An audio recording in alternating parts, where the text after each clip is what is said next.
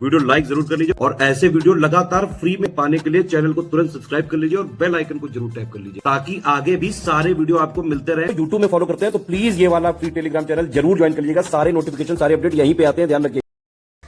इस समय हम करों के संबंध में चर्चा कर रहे थे और हमने देखा था कि अप्रत्यक्ष करों का विस्तार काफ़ी ज़्यादा था। तो उसमें कुछ नए करों के बारे में, जो अप्रत्यक्ष करों को लगाने का सिस्टम है उसमें कैसे कैसे बदलाव होते हैं, इसके विषय में हम चर्चा करेंगे। जब हम अप्रत्यक्ष करों में परिवर्तन या उसमें नवोन्मेषण की बात करते हैं तो सबसे पहले मूल्यवर्धित करों का नाम आता है। और मूल्यवर्धित करों के विषय में देख लीजिए, जिस कर की वसूली मूल्यवर्धन के प्रत्येक चरण का मतलब उत्पादन और वितरण, यानी जो डिस्ट्रीब्यूशन और प्रोडक्शन की बात है, उन दोनों पर आरोपित किया जाता है इसे, इसीलिए इसका नाम ही है मूल्यवर्धित कर। ठीक है, तो जिस कर की वसूली मूल्यवर्धन के प्रत्येक चरण पर की जाती हो उसे मूल्यवर्धित कर कहते हैं, यानी वैल्यू एडेड टैक्स कहा जाता है। तो नाम से क्या क्लियर होता है कि यह मूल्यवर्धन पर लगाया जाता है, यानी वैल्यू एडिशन पे। और भारत में वैट जो है वो एक कर के नाम से अभी चल रहा था और इसे राज्यों के द्वारा लगाया जाता है, ये ध्यान दीजिएगा। 1 अप्रैल 2005 की बात है। कुल 20 राज्य और केंद्र शासित प्रदेश इसको अपनाते हैं, सेल्स टैक्स जो है उसको छोड़कर इसका अनुकरण करते हैं। और बाकी राज्य भी 2008-9 का जो समय था वहाँ तक इसे अपना लेते हैं। तो कुल मिलाकर वैट एक अप्रत्यक्ष कर है। 1986 में ये भारत में प्रस्तुत हुआ और उसके बाद इसने क्या किया, मोड वैट का स्थान ले लिया। ठीक है, मोड वैट जो है वो 1986 में पेश होता है, बाद में वैट के नाम से वो स्वतंत्र हो जाता है। मोड वैट का मतलब क्या है, संशोधित मूल्यवर्धित कर, यानी modified value added tax. VAT जो है ये अंडमान निकोबार द्वीप समूह और लक्षद्वीप को छोड़कर पूरे भारत में लागू था। और मोड वैट के विषय में देखा जाए तो निर्माताओं को वस्तुओं पर भुगतान किए गए उत्पाद शुल्क की प्रतिपूर्ति प्राप्त करने की अनुमति यहाँ से प्राप्त होती है और ये 1994 तक प्रभावी रहता है। ध्यान दीजिएगा, 1986 से लेकर 1994 तक। शुरुआत में जो अप्रत्यक्ष करों का दायरा है उसमें अगर आप देखें तो प्रारंभ में कच्चे माल और घटकों तक ही ये सीमित रहता है और बाद में होता यह है कि 1994 में पूंजीगत वस्तुओं को शामिल करने के लिए मोड वैट जो है उसका दायरा बढ़ा दिया जाता है। अप्रैल 2000 की बात है, मोड वैट को सेन वैट के नाम से आगे बढ़ाया जाता है। सेन वैट यानी सेंट्रल वैल्यू एडेड टैक्स। तो ये सारा मामला है कि कैसे कैसे वैल्यू एडेड टैक्स में बदलाव हुए हैं, कैसे इसमें मॉडिफिकेशन हुए हैं, वो सब हमने देखा। अब इसके बाद जीएसटी को देख लेते हैं। तो जीएसटी यानी वस्तु और सेवा कर, गुड्स एंड सर्विसेज टैक्स। तो ये 101वां संविधान संशोधन करके 2016 का समय था। ठीक है, 101वां संविधान में संशोधन किया गया और 2016 में इसे पेश किया गया। तो ये चीज़ें लागू ये 2017 में हुआ था, जुलाई 2017 में, आप जानते हैं, लेकिन इसका जो अधिनियम है वो पेश किया जाता है 2016 में। और यह देश के सबसे बड़े अप्रत्यक्ष करों के सुधारों में से एक। ठीक है, वन नेशन वन टैक्स की जो अवधारणा है उसको इसमें इम्प्लीमेंट किया गया। और जीएसटी में उत्पाद शुल्क, मूल्यवर्धित कर यानी वैट जो है, सेवा कर, विलासिता कर, इस तरह के बहुत सारे अप्रत्यक्ष कर एकीकृत हो जाते हैं, यानी समाहित हो जाते हैं। जीएसटी कर के व्यापक प्रभाव या कर का जो भार है उसको कम करने का काम करता है। मतलब उपभोक्ता पर भारित होने वाला, यानी जो कर उपभोक्ता को देना है उस कर की मात्रा में, उस कर के भार में ये कमी करता है, कम से कम ऐसा दावा किया जाता है। अब यहाँ देखें, वस्तु और सेवा कर घरेलू उपभोग के लिए बेचे जाने वाली अधिकांश वस्तुओं और सेवाओं पर लगने वाला मूल्यवर्धित कर होता है। जीएसटी का भुगतान उपभोक्ताओं द्वारा किया जाता है, लेकिन यह वस्तुओं और सेवाओं को बेचने वाले व्यवसायों के द्वारा सरकार को प्रेषित किया जाता है। मतलब आप सीधे सीधे जीएसटी सरकार को नहीं दे रहे होते हैं, आप तो उस व्यक्ति को दे रहे होते हैं जिससे कि आप कोई सामान, कोई प्रोडक्ट खरीद रहे होते हैं। कोई दुकानदार हो सकता है, कोई कंपनी हो सकती है। अब वो कंपनी जो है वो सरकार को देगी। ठीक है, वो बीच में एक इंटरमीडिएट का काम करेगी। तो फिर आगे चलते हैं, और भी इसमें काफ़ी सारी अच्छी बातें हैं। जैसे कि आप देखें, जीएसटी जिसने कि लगभग सभी जो घरेलू अप्रत्यक्ष कर थे उन्हें अपने अंदर समाहित कर लिया, एकीकृत कर लिया। इसमें पेट्रोलियम, मादक पेय और स्टाम्प शुल्क जो है ये अपवाद के तौर पे देखे जाते हैं। और स्वतंत्र भारत के इतिहास में ये सबसे बड़ा कर सुधार है, तो सीधी बात है। ठीक है, इसमें कोई संदेह नहीं है। 1 जुलाई को ये 2017 में लागू हो जाता है। 101वां संशोधन इसके लिए किया जाता है, वो हमेशा ध्यान दीजिएगा। और जीएसटी एक अप्रत्यक्ष कर है, मतलब अप्रत्यक्ष करों का ही एक गुच्छा है और इसने अपने पूर्ववर्ती अधिकांश अप्रत्यक्ष करों को प्रतिस्थापित करके एकल कर संरचना को बढ़ावा दिया। तो ये घिसी हुई बातें हैं, इसमें कुछ नया नहीं। नया क्या हो सकता है, तो यहाँ देखें आप, इसमें कहा गया कि वस्तु के निर्माण या वस्तुओं की बिक्री या सेवाओं के प्रावधान पर पुरानी अवधारणा के खिलाफ वस्तुओं या सेवाओं की आपूर्ति पर जीएसटी लागू होता है। ठीक है, यहाँ क्या होता है, जो आपूर्ति होती है उस पर इसको अप्लाई किया जाता है। और जीएसटी पूरे देश में एक समान दर से लागू होने की वजह से संपूर्ण भारत को एकीकृत साझा बाजार बनाने की जो स्वस्थ प्रतिस्पर्धा होती है उसको बढ़ावा मिलता है और उपभोक्ता और उत्पादक दोनों के हितों का संरक्षण भी होता है, ऐसा माना जाता है। ठीक है, और कुछ लोगों का ऐसा मानना है कि जीएसटी के आने से महंगाई बढ़ी है। हालांकि महंगाई के बढ़ने के बहुत सारे फैक्टर हैं, सिर्फ एक नहीं है। तो ये सारी बातें, और भारत का जो संघीय ढांचा है उसको अगर दृष्टिगत रखा जाए तो जीएसटी के दो घटक होते हैं, एक तो सेंट्रल लेवल का होता है, दूसरा स्टेट होता है, मतलब एसजीएसटी और सीजीएसटी आप देखते हैं। और किसी राज्य क्षेत्र में हुए लेन देन पर केंद्र और राज्य दोनों एक साथ मूल्य श्रृंखला पर वस्तु एवं सेवा कर लगाते हैं। यहाँ दोनों लगाते हैं, ये ध्यान दीजिएगा। इसके बाद आप देखें वस्तुओं और सेवाओं के अंतरराज्यीय व्यापार पर अनुच्छेद 269 क्लॉज 1, ठीक है, ये 269 क्लॉज 1 है। इसके तहत एकीकृत वस्तु और सेवा कर यानी जो आईजीएसटी है, इंटीग्रेटेड जीएसटी है, वो लगाया जाता है। और इंटीग्रेटेड है तो इसका मतलब क्या है कि इसमें दोनों ही इंक्लूड होते हैं, सेंट्रल लेवल का जो जीएसटी है वो भी और स्टेट के द्वारा लगाया जाने वाला जीएसटी भी इसमें शामिल होता है। और आईजीएसटी केंद्र के द्वारा लगाया जाता है और संग्रह किया जाता है। जब यहाँ पर एकीकरण की बात आएगी तो उसमें केंद्र ही सब कुछ करेगा। और उसके बाद होता ये है कि जब कर की वसूली हो जाती है तो केंद्र और राज्यों के बीच में उसका विभाजन कर दिया जाता है, जिसको जैसी आवश्यकता है उसके हिसाब से पैसे का आवंटन कर दिया जाता है। 101वां संशोधन आपने देख ही लिया है। और ये जो संशोधन अधिनियम था इसकी धारा 18 यहाँ आप देखें, जो संशोधन अधिनियम है उसकी धारा 18 में जीएसटी के लागू होने के कारण राज्यों को हुए राजस्व नुकसान की भरपाई के संदर्भ में प्रावधान किया जाता है। तो अब यहाँ मामला क्या है, 15वें वित्त आयोग ने जीएसटी शासन में कर दरों की बहुलता, पूर्वानुमान के मुकाबले जीएसटी संग्रह में कमी, जीएसटी संग्रह में उच्च अस्थिरता, ठीक है, ये ध्यान दीजिएगा, और रिटर्न दाखिल करने में असंगति, मुआवजे को लेकर केंद्र और राज्यों की निर्भरता आदि विभिन्न क्षेत्रों पर प्रकाश डाला था। जो 15वां वित्त आयोग है उसमें जीएसटी के लिए पर्याप्त विवरण हमें प्राप्त होता है। अब यहाँ हम चूंकि जीएसटी के विषय में देख रहे हैं तो इसकी जो काउंसिल बनी, इसके लिए जो परिषद का निर्माण हुआ उसको भी देखना आवश्यक है। यहाँ से भी प्रश्न बनने की संभावना होती है। तो आइए देखते हैं वस्तु और सेवा कर परिषद 101वां संशोधन 2016, ये नई बात नहीं है, ये सब हम देख चुके हैं। और संशोधन के द्वारा होता क्या है, ये एक काम की चीज़ है। तो संविधान में एक नया अनुच्छेद जोड़ा जाता है जो कि है 279A, 279A, ये ध्यान दीजिएगा। 101वां संशोधन करके एक नया अनुच्छेद जोड़ा जाता है जिसमें जीएसटी का प्रावधान है। और यह अनुच्छेद राष्ट्रपति को एक आदेश के द्वारा जीएसटी काउंसिल की स्थापना के लिए शक्तिमान बनाता है। ठीक है, मतलब राष्ट्रपति को एक आदेश के द्वारा जीएसटी काउंसिल की स्थापना की पावर देता है, ये कहने का मतलब है। और इसी के अनुसार ये जो संशोधन हुआ, जो अनुच्छेद इसमें ऐड किया गया हमारे कॉन्स्टिट्यूशन में, उसी के हिसाब से राष्ट्रपति ने 2016 में अपने आदेश के द्वारा काउंसिल की स्थापना की। ठीक है, ये सारा मामला है। और अपने यहाँ आप जानते ही हैं कि संसदीय शासन प्रणाली है, तो सर्वे सर्वा तो जो सत्ताधारी दल है उसका नेता होता है, शीर्ष नेता यानी प्रधानमंत्री। तो चलती तो उसी की है, उसी की इच्छा से, या जो सत्ताधारी दल होता है उसी की इच्छा से सारे काम होते हैं। राष्ट्रपति भी वही करता है जो वो चाहते हैं। और इनफैक्ट देखा जाए तो राष्ट्रपति भी वही कैंडिडेट बनता है जो कि सत्ता पक्ष की ओर से आगे बढ़ाया जाता है। ये एक हकीकत है, संविधान में ऐसा कहीं कहा नहीं गया है, लेकिन आप सभी जानते हैं कि ये सच होता है हमेशा।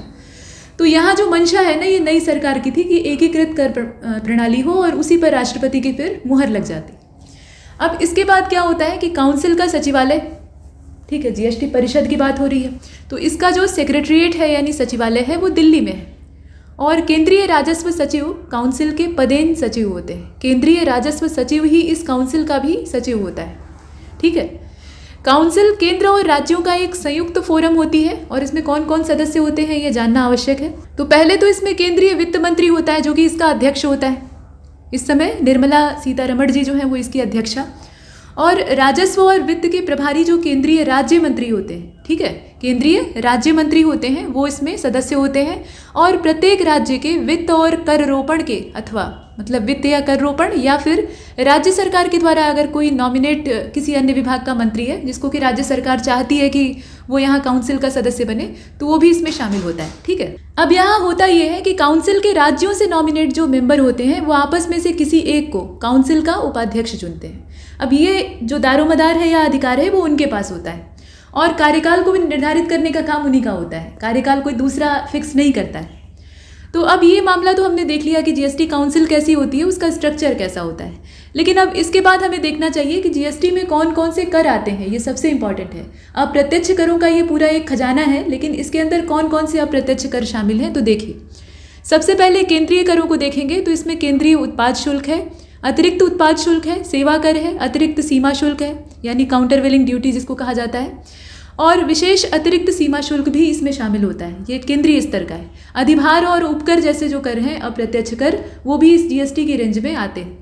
राज्य कर बहुत सारे हैं, जैसे कि वैट है, उसमें बिक्री कर है, मनोरंजन कर है, स्थानीय निकायों के द्वारा लागू होने वाले जितने कर हैं उनको छोड़कर, ठीक है। मनोरंजन कर का मतलब ये हुआ कि जो लोकल बॉडीज़ हैं उनके द्वारा जो लागू होने वाले टैक्स है वो इसमें शामिल नहीं है। और केंद्रीय बिक्री कर, इसमें केंद्र के द्वारा आरोपित और राज्यों के द्वारा इकट्ठा किए जाने वाले जितने टैक्स आते हैं वो सारे। चुंगी और प्रवेश कर, ये भी जीएसटी में शामिल हो गया है। क्रय कर, विलासिता कर, लॉटरी सट्टा जुए पर कर, ये सब जो है ये जीएसटी का हिस्सा बन चुके हैं। अब इसके बाद पब्लिक फाइनेंस की थोड़ी सी चर्चा कर लेनी चाहिए, क्योंकि जब हम लोक वित्त की चर्चा करेंगे तभी हम बजट के बारे में जान पाएंगे। तो लोक वित्त एक बहुत बड़ा विषय है। लोक वित्त का जो दायरा है वो इतना बड़ा है कि उसको अगर पढ़ेंगे तो एक पूरा ग्रंथ उसी से तैयार हो जाएगा। लेकिन उसमें से हमें सिर्फ अपनी काम की चीज़ों को छांटना है। उसमें वो सभी मामले आ जाएंगे, लोक वित्त के अंदर वो सारे मामले आ जाएंगे जो कि पैसे से जुड़े हुए हैं, ठीक है, जिसका संबंध पैसे से है। और पैसा किसका? जनता का पैसा। तो सरकार के द्वारा प्राप्त किया गया ये पैसा होता है, सरकार ही इसको खर्च करती है। आवश्यकता पड़ती है तो सरकार उधार लेती है और नोट छपवाती है, मुद्रा का निर्माण करवाती है और मुद्रा का वितरण होता है। लेकिन पैसा किसका होता है? लोक का होता है, यानी जनता का होता है। तो लोक वित्त अथवा सरकारी वित्त को जब लोक अर्थशास्त्र भी कहा जाता है, सरकारी वित्त का मतलब यहाँ ये नहीं कि जो रूलिंग पार्टी है उसका पैसा है। टैक्स जो जनता से वसूला जा रहा है तो ये जनता का पैसा है, उसका मैनेजमेंट का काम जो सत्ताधारी दल है या केंद्र है उसके जिम्मे होता है। तो अब लोक अर्थशास्त्र भी इसको कहा जाता है। जैसे पब्लिक एडमिनिस्ट्रेशन आप पढ़ते हैं ना, वैसे ही पब्लिक इकोनॉमी भी है। इसे पब्लिक इकोनॉमी नहीं बल्कि पब्लिक इकोनॉमिक्स कहा जाता है। यहाँ अर्थव्यवस्था नहीं बल्कि अर्थशास्त्र की बात हो रही है। तो कुल मिलाकर ये एक बेसिक अवधारणा थी। अभी बजट को देख लेते हैं। तो बजट नाम से तो कोई उल्लेख ही नहीं है हमारे पूरे संविधान में, बजट शब्द आपको नहीं मिलेगा। तो फिर क्या मिलेगा? जो संविधान का आर्टिकल नंबर 112 है यानी 112वां है, उसमें वार्षिक वित्तीय विवरण के नाम से इस चीज़ का वर्णन किया गया है कि पूरे एक साल का लेखा जोखा, एक पूरे साल भर की जो आर्थिक स्ट्रेटजी है वो सरकार तैयार करती है कि किस योजना पर किस क्षेत्र में कितना आवंटन करना है पैसे का, कितना पैसा खर्च करना है, और उसी के आधार पर पूरे साल भर तक देश का खर्चा पानी चलता है, ठीक है। तो यही मामला है सीधे सीधे, बाकी इसको बारीकी से देख लेते हैं। वार्षिक वित्तीय विवरण के नाम से ये अनुच्छेद 112 में वर्णित है। और जो बजट सत्र है यानी नया वित्तीय वर्ष है वो 1 अप्रैल से शुरू होता है और 31 मार्च में जाके ख़त्म हो जाता है। अब इसमें विधायिका के अनुमोदन के लिए बजट तैयार करना, प्रस्तुत करना, ये केंद्र और राज्य दोनों में सरकारों की ओर से एक संवैधानिक दायित्व होता है। मतलब संविधान उनको ये उत्तरदायित्व देता है कि आप ये काम करेंगे। बजट सत्र आमतौर पे फरवरी से लेकर मई तक आयोजित किया जाता है। इसका जो समय है उसको आप याद रखिए। अब बजट सत्र पहला और सबसे लंबा जो था, लंबा सत्र जो है ये जनवरी के अंत से शुरू होता है और अप्रैल के अंत या मई का जो पहला वीक होता है, पहला सप्ताह होता है, वहाँ पर जाकर समाप्त होता है। इस सत्र में एक बार अवकाश होता है, ये कंटिन्यूअस नहीं चलता है, बीच में एक अवकाश होता है ताकि जो संसदीय समितियां हैं वो बजटीय प्रस्तावों पर चर्चा कर सकें, उनके पास थोड़ा सा समय मिल जाए। तो इसलिए बीच में एक लीप दिया जाता है, गैप दिया जाता है। सत्र की शुरुआत राष्ट्रपति के अभिभाषण से होती है, ये एक फॉर्मेलिटी है, और ये सदन के मतलब संसद के दोनों सदनों को संबोधित करते हैं। अभिभाषण जो है उसमें क्या होता है, दोनों ही सदन यानी लोकसभा राज्यसभा को ज्वाइंट रूप से संबोधित किया जाता है। भारत का जो पहला बजट है वो कब पेश किया गया था? तो ये आज़ादी से पहले की बात है, 18 फरवरी 1860 जेम्स विल्सन के द्वारा लॉर्ड कैनिंग के शासनकाल में, ये समय देखिएगा, लॉर्ड कैनिंग के शासनकाल में पेश किया गया था। और इसके बाद पीसी महालनोबिस को बजट मतलब भारतीय बजट का जनक कहा जाता है। प्रशांत चंद्र महालनोबिस, पंचवर्षीय योजनाएं बनाने में इनका अहम योगदान है। एक पंचवर्षीय योजना तो पूरे इन्हीं के मॉडल पे आधारित है। बाकी आर्थिक ढांचे के संबंध में इन्होंने अत्यंत महत्वपूर्ण सुझाव दिए थे, तो इन्हें भारतीय बजट का जनक कहा जाता है। ऐसे प्रश्न पूछे जा सकते हैं तो इसे ध्यान दीजिएगा। स्वतंत्र भारत का जो पहला बजट है वो 26 नवंबर 1947 को 15 अगस्त को देश को आज़ाद डिक्लेयर किया जाता है। उसके बाद 26 नवंबर 1947 को उस समय के जो वित्त मंत्री थे यानी R.K. षडमुख शेट्टी, उनके द्वारा प्रस्तुत किया गया। और भी कुछ खास बातें हैं, जैसे कि संविधान के अनुच्छेद 202 के हिसाब से प्रत्येक राज्य सरकार राज्य का वार्षिक वित्तीय विवरण तैयार करती है। तो हमने केंद्र की बात की, प्रत्येक राज्य सरकार का भी अपना बजट होता है। जैसे आप पढ़ते हैं एग्जाम के लिए, तो आप एक तो सेंट्रल जो केंद्रीय बजट है उसको देखते हैं, वहाँ की आर्थिक समीक्षा को देखते हैं यानी पीछे का लेखा जोखा। वैसे ही हम अपने राज्य का भी देखते हैं, यूपी बजट और यूपी का जो इकोनॉमिक सर्वे है उसको देखते हैं। दोनों पढ़ना आवश्यक होता है। तो इसमें राज्यवार भी होता है, राज्यों का अपना तरीका होता है। तो ये 112वां जो अनुच्छेद था वो तो एक कॉमन बजट की बात करता था, वार्षिक वित्तीय विवरण की। लेकिन यहाँ देखें आप 202वां अनुच्छेद, इसके अनुसार ये कहा गया कि राज्य सरकार राज्य का वार्षिक वित्तीय विवरण तैयार करती है और इसे राज्य सरकार का बजट कहा जाता है। 1920-21 का जो समय था, उस समय भारतीय रेलवे अर्थशास्त्री थे, इनका नाम है विलियम एकवर्थ, ठीक है। और इनकी अध्यक्षता में 10 सदस्यीय कमेटी का गठन होता है और एकवर्थ कमेटी इसको कहा जाता है। और उसी की रिकमेंडेशन के आधार पे 1924 का जो समय था, उस समय रेल बजट को आम बजट से अलग किया गया। और अभी जो तत्कालीन सरकार है उसी के समय में, यानी वर्तमान की स्थिति अगर देखी जाए, तो फिर से एक बार दोनों का एकीकरण कर दिया गया, नहीं तो ये अलग अलग ही पेश हो रहे थे। अब बजट जो है ये 2017-18 में रेल बजट, मतलब बजट सत्र जो था 2017-18 का, उसमें रेल बजट को आम बजट में समाहित करके पेश किया गया। और इससे पहले रेल बजट को एक अलग बजट के रूप में ही पेश किया जाता था। अब जो वित्तीय वर्ष है 2017-18 का, वहाँ से बजट प्रस्तुत करने की जो तिथि है उसमें भी बदलाव किया गया। बदलाव करके इसकी तारीख रख दी गई 1 फरवरी। इससे पहले ये 28 या 29 तारीख को, जैसा वर्ष है उसके हिसाब से 28 अथवा 29 फरवरी को जारी किया जाता था, यानी प्रस्तुत किया जाता था। यहाँ कुछ छोटी छोटी परिभाषाएं हैं जिनको कि देख लेना चाहिए, जैसे रेवेन्यू है, नॉन रेवेन्यू है, रिसिप्ट्स है। तो इसमें राजस्व क्या होता है आइए देखते हैं। सीधी बात है, ये एक तरह का वसूली का क्रम होता है, पैसे की वसूली किसी कंपनी अथवा सरकार के द्वारा पैसे का उपार्जन आय के रूप में, जिसके कारण सरकार के ऊपर कोई वित्तीय भार न पड़ता हो। कर से प्राप्त आमदनी हो सकती है, गैर आय हो सकती है, विदेशी अनुदान भी हो सकता है, उन सबको राजस्व माना जाता है। थोड़ी बारीकी से देखिएगा, सिर्फ टैक्स को राजस्व नहीं कहेंगे, उसके अलावा जो गैर कर आय है उसको भी राजस्व में जोड़ा जाता है, और जो विदेश से अनुदान प्राप्त होता है वो भी राजस्व का हिस्सा होता है। ये आपको बारीक फर्क पता होना चाहिए, ठीक है। और गैर राजस्व क्या है? किसी कंपनी अथवा सरकार के द्वारा वैसे धन की प्राप्ति जिसे आय अथवा उपार्जन की श्रेणी में नहीं रखा जाता है, उसको गैर राजस्व स्रोत कहा जाता है। जैसे कि ऋण के द्वारा धन की प्राप्ति, अब मान लीजिए कि बजट जो है वो पूरा नहीं हो रहा है तो ऋण लेना पड़ा, वो चीज़। इसके बाद रिसिप्ट्स क्या है? तो राजस्व और गैर राजस्व स्रोतों के द्वारा सरकार को प्राप्त होने वाली धन की जो संभूति है, मतलब जो कुल प्राप्ति है, उसी को कहते हैं। यहाँ सीधी बात है, प्राप्त जो हो रहा है वही प्राप्ति है। इसके बाद अब राजस्व प्राप्तियों की बात करें, यानी रेवेन्यू रिसिप्ट्स की, तो सरकार के राजस्व की प्राप्ति को 2 भागों में बांट कर देखा जाता है, और वो हमने पीछे देख लिया था। यानी आपका राजस्व प्राप्ति तथा गैर, एक तो कर राजस्व प्राप्ति है और दूसरा गैर कर राजस्व प्राप्ति है। यहाँ पर कर राजस्व प्राप्ति और गैर कर राजस्व प्राप्ति दोनों को डिफाइन किया गया है, तो इसे आप देख लीजिएगा। विभिन्न कर का मतलब डायरेक्ट और इनडायरेक्ट टैक्स, इनको लागू करके सरकार के द्वारा जो पैसे का उपार्जन किया जाता है वो इस कैटेगरी में आता है। और जो नॉन टैक्स रेवेन्यू रिसिप्ट्स हैं, उनमें अगर देखा जाए तो सरकार के द्वारा जो कर के अतिरिक्त अन्य स्रोत हैं, वहाँ से अगर पैसा उगाहा जाता है यानी उपार्जित किया जाता है, तो उसको गैर कर राजस्व प्राप्ति कहा जाता है। रेवेन्यू एक्सपेंडिचर को देख लेते हैं, ठीक है। राजस्व व्यय, अभी तक हमने क्या किया? प्राप्त किया है, अभी जो खर्चा होगा उसको भी देखना है।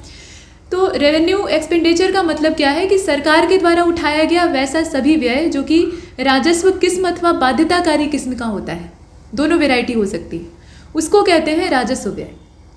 और इस प्रकार के व्यय का जो पहचानने का तरीका है, मूल पहचान ये है कि वे उपभोगात्मक होते हैं, ठीक है, और इसमें उत्पादक परिसंपत्ति का सृजन करना शामिल नहीं होता है कहीं से भी। राजस्व घाटा क्या है वो भी देख लेते हैं। तो सरकारी बजट के राजस्व घाटे की कुल जो व्यय आदि की, यहाँ देखिए आप, सरकारी बजट के राजस्व घाटे की, माफ कीजिएगा, राजस्व खाते की कुल व्यय आदि कुल आय से अधिक हो जाए। यहाँ आप देख, माफ कीजिएगा, यहाँ थोड़ा सा पढ़ने में मिस्टेक हुआ है। रेवेन्यू डिफिक्ट का मतलब ये हुआ कि राजस्व खाते की कुल जो व्यय है, जितना भी उनका रेवेन्यू अकाउंट है उससे होने वाला खर्च है, यदि वो कुल आय से ज़्यादा हो जाए तो घाटा लगेगा, सीधी बात है। आपकी आमदनी जो है वो कम है, खर्चा आप उससे ज़्यादा कर रहे हैं तो उसका बीच में जो अंतर आ रहा है वो क्या है, घाटा है। इसके बाद राजस्व बजट, बजट का वह भाग जिसका कि संबंध राजस्व के खर्चे और आमदनी से हो, उसको हम कहते हैं राजस्व बजट। बजट का ही ये एक हिस्सा होता है, लेकिन इसका टोटल संबंध होता है राजस्व से। और वैसे तो पूरा बजट ही राजस्व पर आधारित होता है, क्योंकि पैसे से ही चलेगा। राजस्व प्राप्ति और कुल राजस्व व्यय का वार्षिक वित्तीय ब्यौरा बजट में पेश किया जाता है, और अतिरेक और घाटे दोनों के तौर पे ये देखा जा सकता है। अब घाटे का भी बजट हो सकता है, मुनाफे का भी हो सकता है, ये तो उस समय की परिस्थिति तय करेगी। और पूंजी बजट क्या होता है, ये एक लगे हाथ अंतिम परिभाषा देख लेते हैं। कैपिटल बजट, ये बजट का वह हिस्सा होता है जिसका संबंध पूंजी की प्राप्ति अथवा व्यय से होता है। ठीक है, पूंजी की प्राप्ति और या फिर व्यय से होता है। यह उन संसाधनों को या साधनों को दर्शाता है जिनके द्वारा पूंजी का प्रबंधन किया जाता है, और उन क्षेत्रों को भी दर्शाता है जहां पूंजी को खर्च किया जाता है। यहाँ कुछ और परिभाषाएं हैं, 3 और छोटी छोटी परिभाषाएं हैं, उसके बाद हम फाइनेंस कमीशन को देखेंगे। तो पब्लिक डेब्ट का मतलब क्या होता है, सार्वजनिक ऋण। मतलब ये हुआ कि किसी समय विशेष में देश के ऊपर सकल ऋण दायित्व, ठीक है, किसी भी देश के ऊपर सकल जो ऋण दायित्व है वही सार्वजनिक ऋण कहलाता है। और सार्वजनिक ऋण आंतरिक और बाह्य दोनों हो सकता है, ये इनर भी हो सकता है और आउटर भी हो सकता है। देश के अंदर जो अल्प बचत योजनाएं इत्यादि हैं उनके लिए जो ऋण लिया जाता है आंतरिक तौर पे, वो आंतरिक ऋण हुआ। और बाहर से जो लिया जा रहा है, बहुपक्षीय, द्विपक्षीय, वाणिज्यिक उधार लिया जा रहा है, सार्वजनिक ऋण की श्रेणी में उसको रखा जाता है, वो बाहर से होता है। शून्य आधारित बजट और बजट के प्रकार, ये 2 चीज़ें और। तो शून्य आधारित बजट का मतलब ये हुआ कि शून्य को इसमें आधार बनाया गया है, ये एक सीधी परिभाषा है। और पिछले वर्ष के व्यय पर ध्यान नहीं दिया जा रहा है। भारत में इसकी शुरुआत 1983 में हुई थी और दुनिया में सबसे पहले अमेरिका में 1962 में इसको शुरू किया गया था। ये बिल्कुल वैसा ही है जैसे परिवार में एक बार आपने बजट तैयार किया, अपने मतलब आप मुखिया हैं और आपने बजट तैयार किया। अब हुआ ये कि बजट जो है वो डिसबैलेंस हो गया, उससे ज़्यादा कहीं खर्चा हो गया, मतलब बहुत ज़्यादा उसमें बेहिसाब अव्यवस्था फैल गई, कुछ भी ठीक ढंग से हो नहीं पाया, या जैसा आप चाहते थे कम से कम वैसा नहीं हो पाया। तो अब उसको भूल जाने में ही भलाई है। अब आगे की देखेंगे तो अगले वर्ष जब आपने बजट बनाया तो आप पिछली चीज़ों को ध्यान में नहीं रख रहे हैं, मान रहे हैं कि वो सब जीरो है। ठीक है, मान लिया कि वो जीरो है और यकीन मानिए कि ये संतोष वाली बात होती है। और उसके बाद आप एक नई शुरुआत करना चाह रहे हैं। तो वही हाल यहाँ देश की अर्थव्यवस्थाओं के साथ भी होता है। बजट के प्रकार कौन कौन से हैं, तो एक तो गोल्डन रूल इसमें आता है, दूसरा संतुलित बजट आता है, फिर जेंडर बजट भी होता है एक, ये भी है, और आउटकम और परफॉर्मेंस बजट अलग से है। तो आइए अब कुल मिलाकर वित्त आयोग की ओर बढ़ते हैं। और वित्त आयोग की स्थापना, भारतीय वित्त आयोग की स्थापना किसी दूसरे की नहीं, 1951 में की गई थी। स्थापना का उद्देश्य क्या है, ये सबसे महत्वपूर्ण बात है। तो भारत के केंद्रीय सरकार और राज्य सरकारों के बीच में वित्तीय संबंधों को परिभाषित करना। अगर कोई एक लाइन में पूछे तो यही परिभाषा आपको देनी है, और वहाँ उत्तर में अगर विकल्प दिया हो तो वही चुनना है।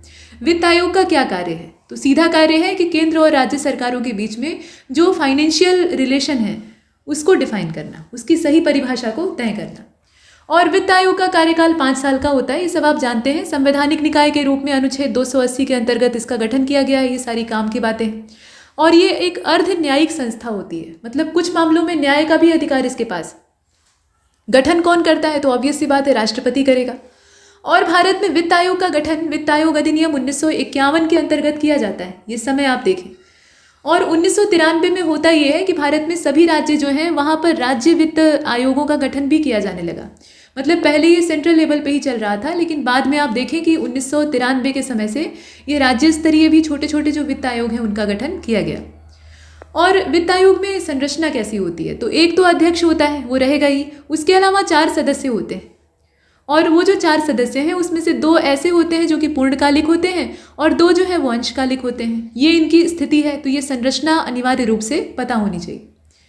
अब इसके काम देख लेते हैं। एक जो सबसे महत्वपूर्ण और मुख्य काम है वो तो हमने देख लिया। बाकी आप देखें कि विभाजनीय जो कर होते हैं, मतलब केंद्र और राज्य के बीच में बांटे जाने वाले, तो किस आधार पे बांटे जाएंगे, कौन सा तरीका अपना के उनका डिस्ट्रीब्यूशन केंद्र और राज्य के बीच में किया जाएगा, उसको तय करने का काम फाइनेंस कमीशन करता है। इसके अलावा राज्यों को राजस्व सहायता अनुदानों के वितरण का सिद्धांत सुझाने का काम भी, सुझाव देने का काम भी फाइनेंस कमीशन का होता है। सुदृढ़ वित्त के संदर्भ में किसी भी विषय पर केंद्र को सुझाव देना या राज्य को सुझाव देना, ये भी वित्त आयोग का काम है, कर्तव्य होता है उसका। नगर पालिकाओं, पंचायतों के संसाधनों में वृद्धि के लिए राज्यों की संचित निधि के संवर्धन हेतु आवश्यक सुझाव देना, ये भी वित्त आयोग का काम है। और यह जो काम है ये बाद में जोड़ा गया है, ये पहले नहीं था। पहले 3 ही काम वो किया करता था, लेकिन बाद में क्या हुआ, ये चौथा काम जोड़ दिया गया कि इसको भी पकड़ लीजिए। तो इसके लिए संविधान में 73वां संशोधन किया गया और ये समय था 1992 का। मतलब वही महान आर्थिक संकट जो पैदा हुआ था उसके बाद जो हमने सुधार किए हैं उसमें एक काम ये भी जोड़ा गया है।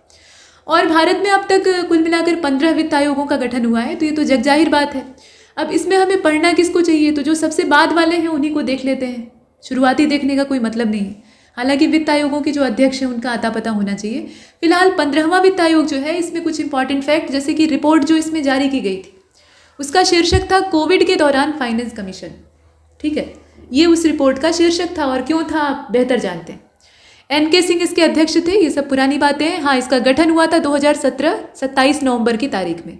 पहली रिपोर्ट 2020-21 के लिए, दूसरी रिपोर्ट जो है वो 21-22 और फिर उसके बाद यहाँ 21-22 जो बजट सत्र है वहाँ से लेकर 2025-26 तक के लिए ये रिपोर्ट पेश की गई। यानी 2026 तक तो कुछ होने वाला और नहीं है, यानी वहाँ तक इसी रिपोर्ट या जो ये आयोग है इसी की रिकमेंडेशन के आधार पर काम किया जाएगा।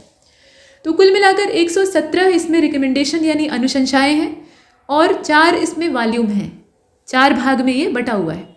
चौथा वॉल्यूम जो है वो टोटल राज्यों को समर्पित है, यानी राज्यों के वित्त का ही उसमें उल्लेख किया गया है। इसमें राज्यों की हिस्सेदारी 41% होने की अनुशंसा की गई है। ठीक है, और 2021 से लेकर 26 के बीच में 42.2 लाख करोड़, ये मतलब एक आंकड़े वाला अनुमान दिया गया है। बाकी परसेंटेज के हिसाब से आप यहाँ पर देख रहे हैं। इसमें देखें टॉप 3 स्टेट जो है उसमें यूपी है पहले नंबर पे 17.9%, फिर बिहार है 10.05, उसके बाद MP है 7.85। इसके अलावा जो राज्य हैं उनको 10.33 लाख करोड़ की कुल सहायता भी दी जाएगी। मतलब ये हुआ कि राज्यों का जो 50.9% हिस्सा है वो 2021 से लेकर 26 के समय काल में प्राप्त होगा। अब 14वां जो वित्त आयोग था उससे यहाँ पर थोड़ी सी तुलना की गई है कि 14वें वित्त आयोग में 42% के ही बराबर इसको रखा गया था और इसके 1% का समायोजन जम्मू कश्मीर से जो निकले हुए 2 केंद्र शासित प्रदेश थे, मतलब लद्दाख और J&K यानी जम्मू कश्मीर, तो उसके उपयोग करने के लिए किया जाएगा, ऐसा इसमें माना गया था। अब केंद्र को 15वां वित्त आयोग है उसके विचलन प्लस सहायता को मिलाकर 34%, ये देखिए आप, आयोग के विचलन प्लस सहायता मिला के 34% देगा और इसके बाद जो बचा हुआ है वो केंद्र के विकास कार्यों के लिए इस्तेमाल किया जाएगा। 36 विचलन क्या होता है, तो मानक यानी जनसंख्या को 15%, क्षेत्रफल को 15%, वन और पर्यावरण को 10%, 45% आय जो असमानता है उनके लिए और 2.5% के आसपास जो है वो कर के लिए और राजकोषीय प्रयासों के लिए, जबकि जनसांख्यिकी प्रदर्शन के लिए 12.5% का इसमें जो विचलन है या वितरण है उसको हम देख रहे हैं। इसके बाद आप देखें 15वें वित्त आयोग को, तो अभी उसी को देख रहे थे। तो 15वें वित्त आयोग ने राजकोषीय प्रदर्शन को पुरस्कृत करने के लिए कर प्रयास मानदंड को एक बार फिर से पेश किया। अनुदान की जहाँ तक बात है तो राजस्व घाटा ये करीब आप देखें 2,94,514 करोड़ और स्थानीय सरकार के लिए फिर आप आंकड़ा रटने की आवश्यकता नहीं है, बस आपको कम अधिक पता होना चाहिए। इसमें आपके मतलब जो स्थानीय सरकार है उसमें स्थानीय जो शहरी निकाय है वो और ग्रामीण स्थानीय निकाय हैं वो भी इसमें शामिल है, ग्रामीण के लिए ज़्यादा है। साथ ही साथ यहाँ अनुदान अगर स्थानीय निकायों के लिए देखा जाए तो अच्छा खासा है, मतलब परसेंट में आप याद रख सकते हैं 67.5%, और ग्रामीण के लिए भी देख लीजिए और यहाँ शहरी निकायों का देख लीजिए। ये देखिए ग्रामीण वाला जो है ना वो 67.5 है और बाकी जो 32.5 है वो शहरी निकायों के लिए। ऐसे करके इसमें आवंटन जो है वो दिखाया गया है। अगला जो हमारा टॉपिक है वो है निर्धनता, जो कि देश को बहुत ही गहराई से जकड़े हुए है। आज से नहीं, काफ़ी लंबे समय से। एक समय था कि हमारा देश सोने की चिड़िया कहा जाता था। माना जाता है कि उस समय सभी लोग सुखी थे, संपन्न थे, दूसरे भी हमारी संपन्नता से, हमारी खुशहाली से जलते थे और इच्छा रखते थे कि इसे कब परेशान किया जाए, लूटा जाए। परिणाम होता है कि बाहर से इन्वेशन तमाम होते हैं, देश तबाह हो जाता है, मतलब आर्थिक रूप से एकदम खोखला बना दिया जाता है और अंत में शुरू हो जाता है भयंकर शोषण यूरोपियों के द्वारा। और नतीजा ये होता है कि हम किसी हालत में, मतलब किसी भी तरह से खड़े होने की हालत में नहीं रहते। लेकिन उसके बावजूद हमने बहुत सारे सुधार किए हैं और यहाँ तक पहुँचे हैं। तो गरीबी अभी भी एक चुनौती है और इसलिए भी चुनौती है क्योंकि भारत एक डेवलपिंग कंट्री है, यानी विकासशील राष्ट्र है, और ऐसे जितने भी देश होते हैं वहाँ बढ़ती आबादी सबसे बड़ा चुनौती का विषय होती है। और आप सोच कर देखिए, अगर जनसंख्या का दबाव लगातार ऐसे ही बढ़ता रहा या बढ़ ही गया है, आप दुनिया में सबसे ज़्यादा हमारे पास ही लोग हैं, है ना, तो ऐसी कंडीशन में गरीबी बढ़ेगी ही, क्योंकि संसाधन जो है वो सीमित हैं, रोजगार सबको मिलने वाला है नहीं, ये बहुत ही कड़वी हकीकत है। लोग सरकारी नौकरी के पीछे भाग रहे हैं या प्राइवेट में भी अच्छा काम ढूंढ रहे हैं, मिल नहीं रहा है योग्यता होने के बावजूद। वजह क्या है कि उनके जैसे बहुत सारे योग्य हैं, अब उसमें से जिसकी बाजी लह गई वो काम कर लेगा अपना। मतलब ये हुआ कि आबादी बढ़ने से बहुत सारे संकट पैदा होते हैं, और ये जो भूखमरी और गरीबी है ये सबसे पहला संकट है और सबसे गंभीर है। तो इससे होता क्या है कि जीवन, स्वास्थ्य और कार्यकुशलता के लिए न्यूनतम उपभोग की जो आवश्यकताएं हैं वो लोगों तक नहीं पहुंचती हैं। अच्छा जीवन जीने के लिए जो संसाधन चाहिए, यहाँ भोग विलास की सामग्री की बात नहीं की जा रही है। एक स्वस्थ जीवन शैली जीने के लिए एक व्यक्ति को जो चीज़ें चाहिए होती हैं, अगर वो इसको दैनिक तौर पर नहीं मिल रही हैं तो कहा जाएगा कि वो गरीबी से जूझ रहा है। ठीक, निर्वाह स्तर का जो पता है उसी के आधार पे हम गरीबी का आकलन करते हैं। तो गरीबी के कुछ प्रकार होते हैं अर्थशास्त्रियों के निगाह में। एक सापेक्ष गरीबी होती है, दूसरी निरपेक्ष होती है। सापेक्ष का मतलब क्या है? विभिन्न वर्गों, प्रदेशों या दूसरे देशों की तुलना में यहाँ पर नापा जाता है। हम कंपेयर करते हैं कि बाकी जो है वो कैसे हैं और हम कैसे हैं। ठीक, और जिस देश या वर्ग के लोगों का जीवन निर्वाह स्तर नीचा होता है वो उच्च निर्वाह स्तर के लोगों या देशों की तुलना में या सापेक्ष रूप से गरीब माने जाते हैं। जैसे अमेरिका की तुलना में हम गरीब हैं, ये स्वीकार करने में कोई हर्ज नहीं है और न इससे किसी के स्वाभिमान को ठेस पहुंचेगी, ये हकीकत है। और हकीकत को जब हम स्वीकार करते हैं तभी सुधार भी होता है। ठीक है, तो एक जो यूएनओ की रिपोर्ट है उसको भी यहाँ आधार बनाया गया है कि उन देशों को सापेक्ष रूप से निर्धन माना जाता है जिनकी की आय, अब यहाँ प्रति व्यक्ति आय की बात की गई है, प्रति व्यक्ति आय जो है वो $1 प्रतिदिन से कम है। $1 में अगर मोटे तौर पे वेरिएशन को एक तरफ कर दें, 70 रुपया मान लेते हैं, तो 70 रुपया से भी कम वो एक दिन में अगर कमा रहा है तो हम कहेंगे कि उसका जो जीवन स्तर है वो बहुत ही निम्न है, गरीबी की स्थिति में या गरीबी के चंगुल में वो जकड़ा हुआ है। निरपेक्ष गरीबी क्या होती है? सापेक्ष गरीबी नापने का तरीका है, यानी सापेक्षता हम लोग यहाँ देखते हैं, तुलनात्मक। निरपेक्ष में क्या होता है? हम किसी से तुलना नहीं कर रहे, हम ये देख रहे हैं कि हमारी जो दैनिक आवश्यकता है, जो कि हमें एक हेल्दी लाइफस्टाइल जीने के लिए चाहिए ही चाहिए, उनसे कम पे गुजारा नहीं हो सकता है, तो उतनी भी हमें दैनिक तौर पर नहीं मिल रही है, और नहीं मिल रही है तो हम गरीब हैं। ठीक है, और इन आवश्यकताओं को शरीर चलाने की जो जरूरी आवश्यकताएं हैं उसके रूप में व्यक्त किया जाता है। ये नहीं कि आपने 52 इंच का टीवी खरीद लिया और बढ़िया 1.5 लाख का सोफ़ा खरीद लिया, कमरे में 8 एसी लगवा लिए, तो वो उसको आप नहीं लगवा पा रहे हैं तो आप गरीब हैं, ये बात नहीं है। बात यह है कि आप 2 जून की रोटी जुटा ले रहे हैं और भोजन की थाली में आपके वो सारे आवश्यक तत्व हैं जो कि आपके शरीर को चाहिए, और ऐसे ही आप अपने परिवार को भी समान रूप से निर्वाह करने में सक्षम हैं। साथ ही साथ आप स्वास्थ्य संबंधी जो दिक्कतें हैं उनका निपटारा करने के लिए चिकित्सा करवाने भर पैसा रखते हैं, उतना सामर्थ्य आपके पास है। मतलब कुल मिलाकर स्वस्थ जीवन और खुशहाल जीवन जीने के लिए जितनी बहुत ही बेसिक आवश्यकताएं होती हैं, अगर वो भी नहीं जुट रही हैं तो ऐसी स्थिति में कहा जाएगा कि वो परिवार या वो व्यक्ति जो है वो गरीब है। तो ये मामला है। अब यहाँ कैलोरी के आधार पर भी देखिए, गरीबी को नापने का बहुत सारा हथकंडा है अपना अपना अर्थशास्त्रियों का। गरीब लोगों की पहचान के लिए भारत में मानदंड जो अपनाया गया है वो निरपेक्ष गरीबी का है, और ये सार्थक मानदंड है। दूसरे से अगर हम तुलना करेंगे तो हमेशा ही गरीब मालूम होंगे, है ना। मतलब आप सबसे अमीर पड़ोसी से अपना कंपेयर कर लीजिए तो आपको ये लगेगा कि हम तो एकदम नीचे मटर के दाने के समान है। हो सकता है कि आपकी लाइफ स्टाइल ठीक ठाक चल रही हो, आपकी दैनिक आवश्यकताएं ठीक ठाक ढंग से पूरी हो रही हो, लेकिन पड़ोसी जो है उसके समान नोटों की गड्डियों का ढेर नहीं हो आपके पास। तो ऐसा नहीं कहा जा सकता कि आप गरीब हैं, आप एक सामान्य आदमी हैं, वो आपसे अमीर है, ये बात सही है। तो यहाँ तुलनात्मक जो अध्ययन होता है या निरीक्षण होता है वो सही नहीं माना जाता, इसीलिए निरपेक्षता वाला जो मानदंड है वो ज़्यादा सार्थक है। अच्छा, इस संदर्भ में योजना आयोग के द्वारा प्रतिदिन के हिसाब से आवश्यक जो आहार की न्यूनतम मात्रा है, मतलब आहार से कितना प्राप्त हो रहा है, तो ग्रामीण क्षेत्रों को ऊर्जा जो चाहिए वो 2400 कैलोरी होनी चाहिए, क्योंकि गाँव में श्रम की अधिकता होती है इस वजह से। और शहरी क्षेत्रों में चूंकि वैसा शारीरिक श्रम नहीं होता है, मानसिक श्रम होता है, तो उसके लिए 2100 कैलोरी यहाँ पे फिक्स किया गया है। ठीक, इतना अगर दैनिक तौर पर प्राप्त हो रहा है तो व्यक्ति जो है वो गरीब नहीं है। गरीबी रेखा को भी देख लेते हैं। तो गरीबी रेखा वह रेखा होती है जो कि प्रति व्यक्ति औसत मासिक व्यय को व्यक्त करती है, जिसके द्वारा लोग अपनी न्यूनतम आवश्यकताओं को संतुष्ट करने में सक्षम होते हैं। और 1999-2000 का जो समय था, सन 2000 का, उस समय कीमतों पर 328 रुपये ग्रामीण क्षेत्र में, ध्यान से देखिएगा, और जो 459 रुपये है वो शहरी क्षेत्र में प्रतिमास उपभोग जो है, उपभोग के आधार पे, मतलब इतना पैसा जो है वो उपभोग के तौर पे ले रहे हैं। तो इस आधार पे गरीबी रेखा को निर्धारित किया गया था, सिलेक्ट किया गया था। और जिन लोगों का प्रतिमाह उपभोग इससे कम है उनको कंगाल माना जाता है, निर्धन माना जाता है। मतलब इससे कम वो खर्चा कर रहे हैं पर मंथ। अब ये आंकड़ा आप देखिए कितना कम है, और आज का समय देखिए 328 तो एक दिन का गुजारा नहीं होगा बहुत से लोगों का। ठीक है, संभव है कुछ लोगों का हो जाए, बहुत से लोगों का नहीं होगा। बहुत से लोग 1500 रोज खर्च करते हैं, और ये बहुत अमीर लोग नहीं होते हैं, एक आम आदमी होता है अपनी जो बेसिक लाइफ स्टाइल है उसको कंप्लीट करने के लिए। तो कहने का मतलब ये है ना कि ये पुराना मानदंड है। अब उसके बाद योजना आयोग ने देश की निर्धनता की माप के लिए 1989 में लकड़वाला की अध्यक्षता में एक कमेटी का गठन किया, और ये रिपोर्ट पेश करते हैं 1993 में ही।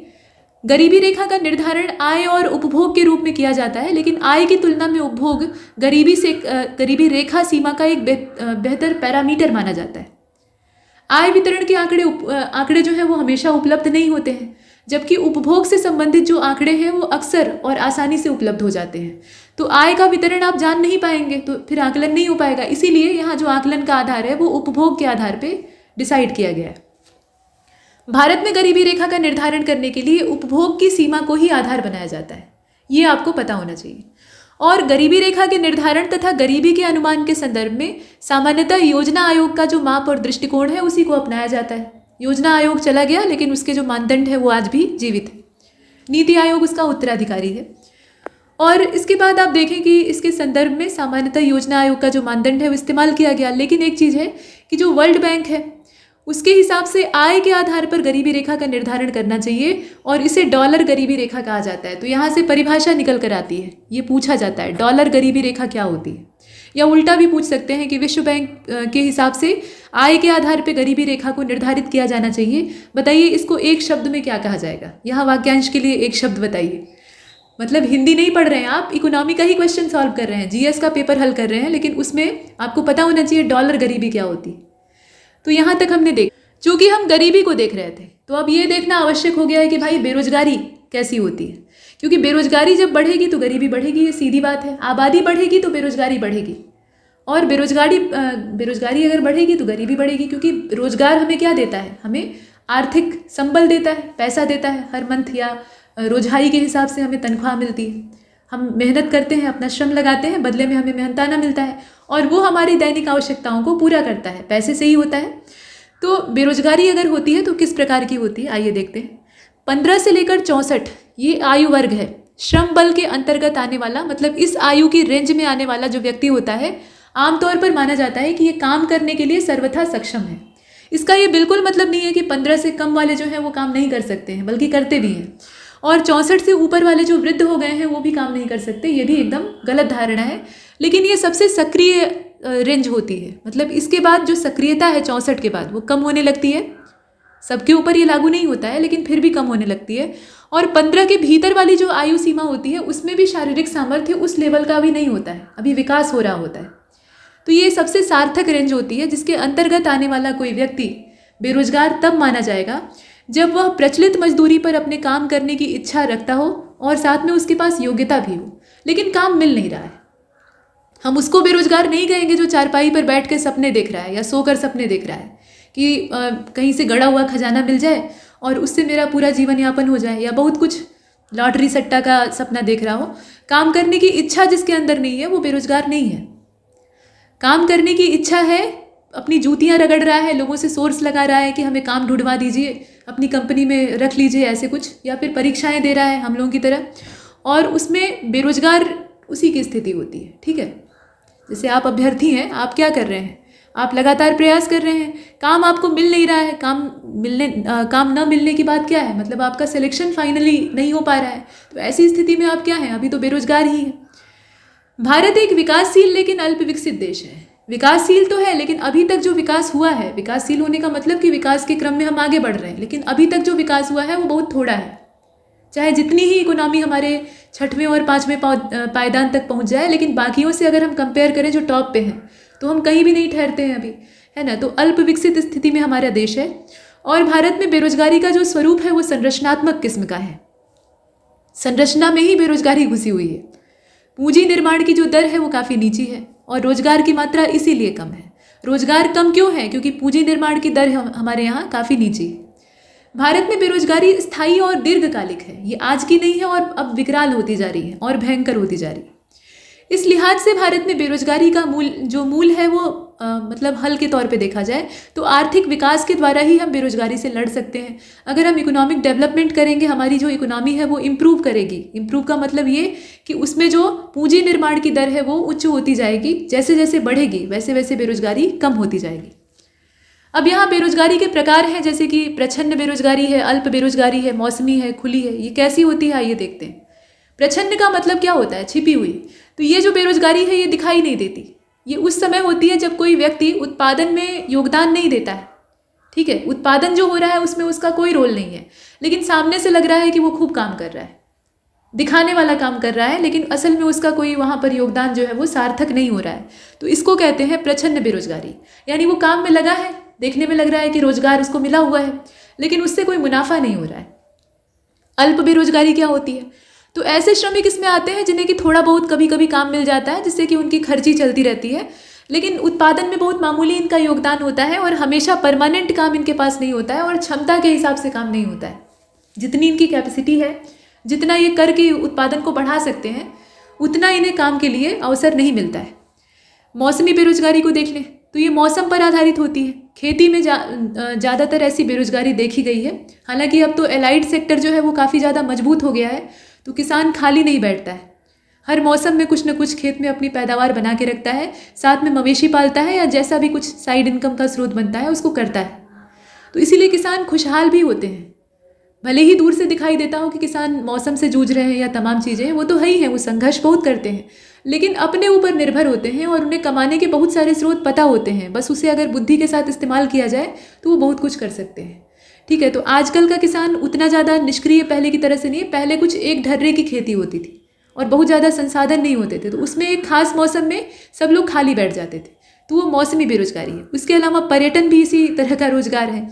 मतलब पर्यटन का भी खास मौसम होता है। अब तपती गर्मी में या भयंकर जो ठंडी होती है उस समय तो पर्यटक आएंगे नहीं, तो उस समय क्या होगा, जो टूरिज्म का बिजनेस है वो ठंडा पड़ जाएगा। वैसे ही आपका होटल है वो भी पर्यटन पर ज़्यादातर आधारित होता है। भोजन का है, भोजन का प्रबंधन, इस तरह के जो उद्योग है ना ये मौसमी बेरोजगारी का शिकार होते हैं। और खुली बेरोजगारी बिल्कुल ओपन, तो इसमें क्या होता है कि श्रमिक जो है वो काम करने के लिए तैयार है, बिल्कुल बेरोजगारी की जो परिभाषा है उसी के आधार पर। तो काम करने के लिए तैयार है, उसके अंदर काबिलियत भी है, लेकिन उसको काम नहीं मिल रहा है। तो इस तरह से जो बेरोजगार हैं उसमें खेतीहर मजदूर आते हैं, शिक्षित व्यक्ति आते हैं, आजकल नौजवान जो पढ़े लिखे हैं वो ज़्यादा इस कैटेगरी में आते हैं। और गाँवों से शहरों के लिए काम, शहरों की ओर वो आते हैं, इस लालच में आते हैं, इस आशा में आते हैं कि काम मिलेगा, लेकिन यहाँ आते हैं तो उन्हें काम नहीं मिलता है, वो किसी के यहाँ पड़े रहते हैं ऐसे ही। तो खुली बेरोजगारी भी भारत में खूब अच्छी मात्रा में है, और शिक्षित बेरोजगारी का तो पूछना ही नहीं है। मतलब शिक्षण प्रशिक्षण बड़ी मात्रा में आपने ले लिया है, आपने बढ़िया लाखों रुपया लगा के बीटेक की डिग्री प्राप्त कर ली है और उसके बाद आपको कहीं प्लेसमेंट नहीं मिल रहा है, तो ये स्थिति क्या है, ये शिक्षित बेरोजगारी की होती है। काम करने की क्षमता जो है वो दूसरे श्रमिकों से ज़्यादा होती है, लेकिन उसके बावजूद उन्हें अपनी काबिलियत के हिसाब से काम नहीं मिलता है। ये सारा मामला हमने देखा। इसके बाद और भी टाइप है, हालांकि ये इतने इंपॉर्टेंट नहीं है, इसमें से कुछ को देख लीजिएगा। जैसे चक्रीय बेरोजगारी, ये पूछा जाता है। औद्योगिक बेरोजगारी में क्या होता है कि वो व्यक्ति शामिल होते हैं जो कि उद्योगों, खनिज यातायात इत्यादि से या व्यापार निर्माण से व्यवसाय अपना बनाने के लिए या व्यवसायों में काम करने के लिए इच्छुक होते हैं, लेकिन एक खास क्षेत्र में वो काम ढूंढ रहे होते हैं, औद्योगिक क्षेत्र में, और वहाँ उन्हें काम नहीं मिल रहा होता है, तो वो भी उस लिहाज से बेरोजगार होते हैं।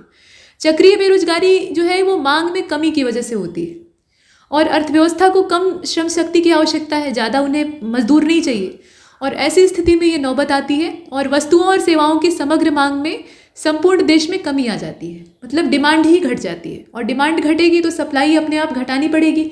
नहीं तो अगर आप सप्लाई को उसी हालत में रखते हैं जैसे पहले बढ़ी हुई डिमांड पे था, तो जो संसाधन है वो बर्बाद होंगे और आपको घाटा लगेगा। तो कंपनियां प्रोडक्शन भी धीमा कर देती हैं, तो रोजगार के अवसर यहाँ पर कम हो जाते हैं, और रोजगार के अवसर कम होंगे तो सीधी बात है कि फिर रेसिप्रोकल, माफ कीजिएगा, डायरेक्टली प्रोपोर्शनल रिलेशन है उनका बेरोजगारी के साथ, तो बेरोजगारी यहाँ पर बढ़ेगी। अब जो चक्रीय बेरोजगारी है ये अवसाद या मंदी में होती है। मंदी की स्थिति में ही ये होता है। आप देखेंगे कंपनियां जो हैं वो छंटनी करने लगती हैं, ठीक। अब ये व्यापक चक्रों में होती है, इसलिए इसको चक्रीय कहा जाता है। संरचनात्मक में क्या है, तो ये उस समय होती है जब किसी व्यक्ति की योग्यता और कार्य की आवश्यकता दोनों आपस में मैच नहीं करती हैं। मतलब जो व्यक्ति है काम ढूंढने वाला, वो ये कह तो रहा है कि हम काबिल हैं, लेकिन जिस काम की वो तलाश कर रहा है, जो काम वो ढूंढ रहा है, उसके लायक उसके पास स्किल नहीं है। भारत में इस तरह का सिस्टम ज़्यादा देखा गया है। पढ़े लिखे तो बहुत हैं, आजकल साक्षरता ठीक ठाक है, उसमें कोई इतना कमज़ोरी नहीं है, लेकिन स्किल डेवलपमेंट जो है वो एकदम नगण्य है, बहुत रेयर है, कम है। और ऐसी स्थिति में योग्यता सही मतलब आप देखें कि कौशल के हिसाब से जो काम का विकास होता है वैसा नहीं हो पा रहा है। तो ये संरचनात्मक बेरोजगारी है और मांग के स्वरूप में दीर्घकालिक परिवर्तन के कारण ये उत्पन्न होती है और मौलिक संरचना जो अर्थव्यवस्था की है उसको बदलने में सक्षम होती है। इसके बाद संघर्षात्मक है, मतलब एक व्यक्ति जो है वो एक रोजगार छोड़कर दूसरे रोजगार की ओर बढ़ता है, यानी उसे खोजता है। लेकिन दिक्कत ये होती है कि पहला वाला उसने छोड़ दिया, नौकरी से हाथ धो दिया, अब उसके बाद अगली वाली वो ढूंढ रहा है, इस बीच में उसे काम नहीं मिल रहा है। जो बीच का संघर्ष का स्ट्रगल का टाइम है उस समय वो खाली बैठा हुआ है। जैसे मान लीजिए कि एक बढ़िया कंपनी में आप सॉफ्टवेयर इंजीनियर का काम कर रहे थे या कुछ भी ऐसा, आपका करोड़ों का लाखों का पैकेज था और वहाँ से आपने काम अपना छोड़ दिया, रिज़ाइन दे दिया, अमेरिका से आप वापस आ गए और सिविल सर्विसेज की तैयारी करने लगे। यानी एक रोजगार आपने छोड़ा और दूसरे करियर की तरफ आप पैर बढ़ा रहे हैं। लेकिन तत्काल आपको सफलता नहीं मिली, उसके लिए 2-3 साल आपका लग गया, चाहे वो तैयारी में लगा या फेल्योर आपने झेला उसकी वजह से लगा। तो बीच में क्या है, आप संघर्षात्मक बेरोजगारी के चंगुल में, ये चीज़। अगला जो हमारा टॉपिक है वो है भारत में मानव विकास, ह्यूमन डेवलपमेंट इन इंडिया। तो इसमें आप जानते ही हैं वही मानव विकास सूचकांक की बात होगी। महबूबुल हक जो है ये पाकिस्तानी अर्थशास्त्री थे। 1990 के समय में इन्होंने इस सूचकांक का, इस इंडेक्स का निर्माण किया था और इसका उपयोग संयुक्त राष्ट्र विकास कार्यक्रम यानी UNDP है, उसके द्वारा देश के विकास को मापने के लिए किया जाता है। तो ये कुछ कॉमन बातें हैं और बाकी बातें हम अगले लेक्चर में करेंगे, ठीक है।